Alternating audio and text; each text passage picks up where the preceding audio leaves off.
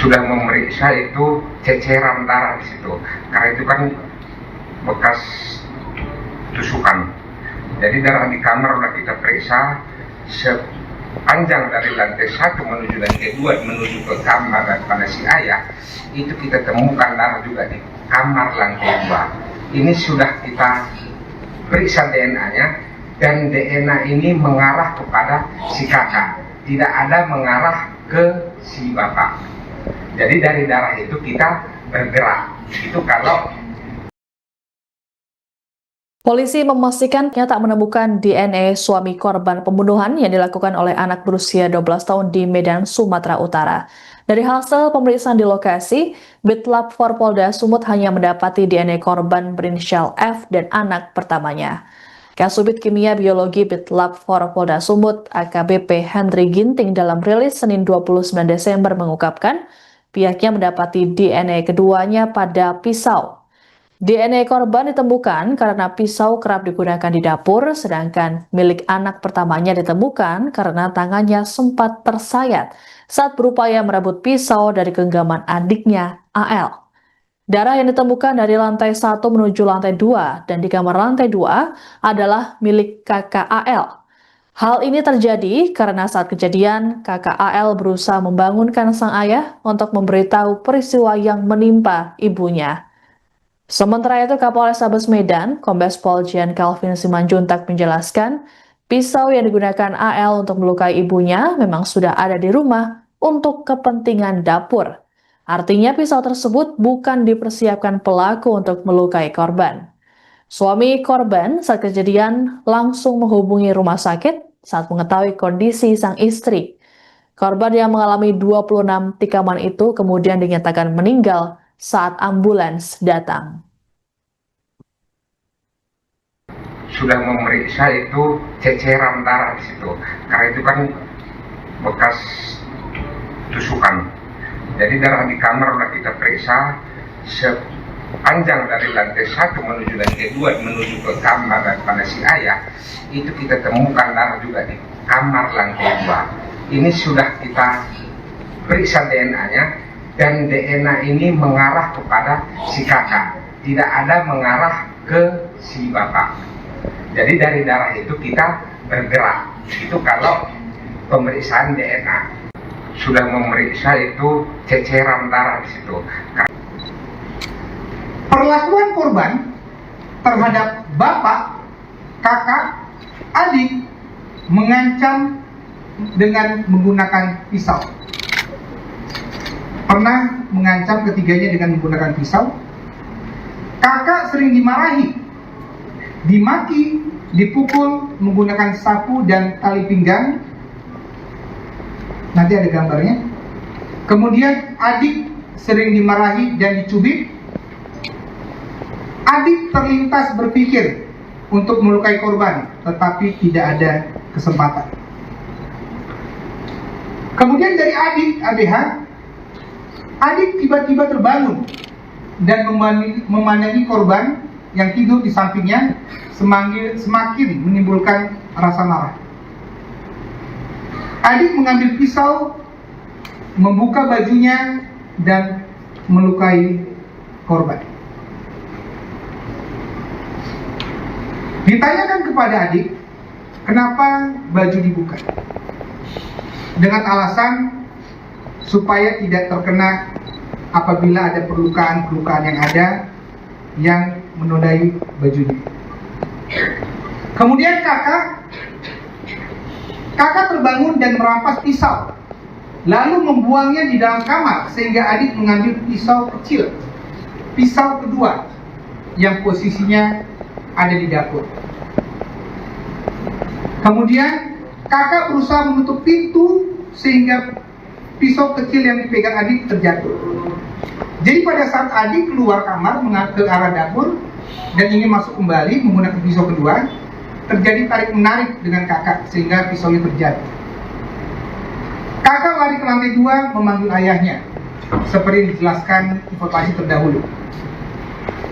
Bapak atau suami tidur di lantai 2. Bapak terbangun karena kakak memanggil ke kamar, memanggil ke kamar dan menggedor-gedor pintunya. Bapak dan kakak mengecek korban di kamar lantai 1. Korban masih hidup. Bapak dan kakak menyenderkan dan mengangkat korban yang saya sebutkan di timeline sebelumnya. Lanjut. Nah, ini yang tadi adalah pada saat persiapan dan pada saat terjadi tindak pidana. Kalau ini terjadi pada saat paskanya terjadi tindak pidana, yaitu asumsinya jam 5 sampai dengan jam 5.30. Ini terus apa?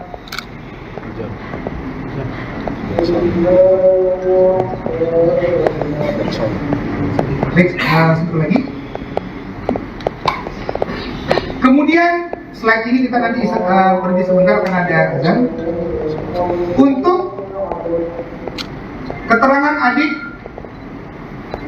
ke kamar memakai baju dan naik ke lantai 2 memeluk bapaknya.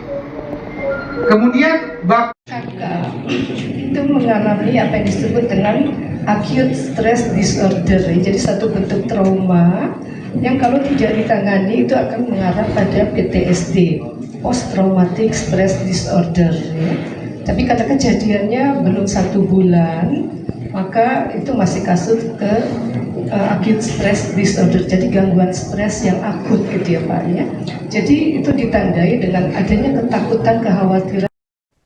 Kasus kematian ibu yang ditikam oleh anaknya yang masih berusia 12 tahun sebanyak 26 kali membuat anak pertamanya mengalami trauma berat. Pasalnya ia turut berada di lokasi kejadian bahkan ikut terluka saat sang adik melakukan penikaman terhadap sang ibu. Psikolog forensik Irna Minawoli dalam rilis pada Senin 29 Desember di Polrestabes Medan mengatakan anak pertama korban kini mengalami acute stress disorder atau ASD atau gangguan stres akut. Hal ini ditandai dengan adanya ketakutan, kekhawatiran, serta kecemasan bahwa sang adik akan mengulangi tindakan yang sama terhadapnya. Terkait kondisi kakak pelaku, Irna menyampaikan pihaknya akan bekerja sama dengan Dinas Pemberdayaan Perempuan, Pelindungan Anak, dan Keluarga Berencana atau P3AKB untuk memulihkan psikologis. Adapun saat kejadian, kakak AL yang terbangun merasa terkejut saat mendapati adiknya menikam sang ibu berkali-kali. Ia kemudian merampas pisau yang dipegang AL dan membuangnya ke kamar. Upaya ini membuatnya mengalami luka di tangan karena tersayat. Kakak AL kemudian berlari ke lantai 2 untuk membangunkan sang ayah dan memberitahukan peristiwa yang menimpa sang ibu. Aksinya kemudian diikuti oleh AL yang menyusul ke lantai 2 dan memeluk sang ayah. Ketiganya lantas turun ke lantai 1 untuk mengecek kondisi korban yang sudah bersimbah darah. Kapolres Tabes Medan, Kombes Pol Calvin Simanjuntak, dalam kesempatan yang sama mengatakan saat itu korban masih dalam keadaan hidup dan minta dipanggilkan ambulans. Korban juga sempat meminta minum dan segera dipenuhi oleh anak pertamanya. Saat ambulans tiba sekira pukul 5.40 WIB, korban dinyatakan sudah meninggal dunia. Kakak itu mengalami apa yang disebut dengan acute stress disorder, jadi satu bentuk trauma yang kalau tidak ditangani itu akan mengarah pada PTSD, post traumatic stress disorder.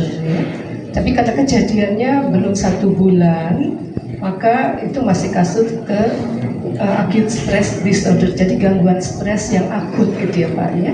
Jadi itu ditandai dengan adanya ketakutan, kekhawatiran, kecemasan bahwa adiknya juga akan mengulangi kejadian yang sama terhadap dirinya. Karena misalnya kakak merasa bahwa adiknya itu sering memendam kemarahan dan kemudian meledak menjadi satu bentuk yang tidak terkontrol demikian. Jadi itu yang terjadi pada kakak pada saat ini, sehingga dia selalu dalam kondisi cemas, was-was kalau hal itu akan terjadi lagi. Demikian Pak. Kedepannya gimana Bu? Kedepannya? Proses penyembuhannya makanya kita bekerja sama dengan Dinas PPA, P3AKB, itu selalu mendampingi anak tersebut, keduanya ya, baik adik maupun kakak. Jadi Ibu bisa menambahkan silakan. Baik, ini menambahkan kawan-kawan media bahwasanya dalam kasus ini di P3AKB itu tidak hanya menangani anaknya saja, pendampingan tidak hanya diberikan kepada anak, dalam istilahnya anak berhadapan dengan. Di sini Kondisi korban masih hidup dan sempat meminta panggilan ambulans. Kemudian dari kakak, korban meminta minum dan minta didudukan. Di situ diberikan oleh kakak. Kemudian bapak berusaha menghubungi rumah sakit dan bapak kakak mengangkat dan membaringkan korban ke tempat tidur. Posisi terakhir, korban dibaringkan ke tempat tidur. Dari bapak atau suaminya, bapak menghubungi rumah sakit Columbia Asia. Ambulans dari rumah sakit tersebut datang dan memeriksa korban. Ternyata korban sudah meninggal dunia. Lanjut. Nah, teman-teman, ini foto adik dan barang bukti yang digunakan. Perlu diingat, tadi di awal saya sudah kasih informasi dan pemberitahuan awal. Pada saat kejadian, adik tersebut berusia 12 tahun 37 hari, pelajar kelas 6 SD. Ini pisau pertama, pisau dapur, dan ini pisau kedua, pisau dapur. Kemudian ini bekas luka genggaman pisau tangan anak adik, dan ini adalah baju yang digunakan pada saat terjadinya tindak pidana tersebut. Lanjut. Saya akan menggambarkan skep TKP di lantai 1 dan lantai 2 karena rumahnya ada 2 lantai. Ini adalah sebelah kiri adalah lantai 1.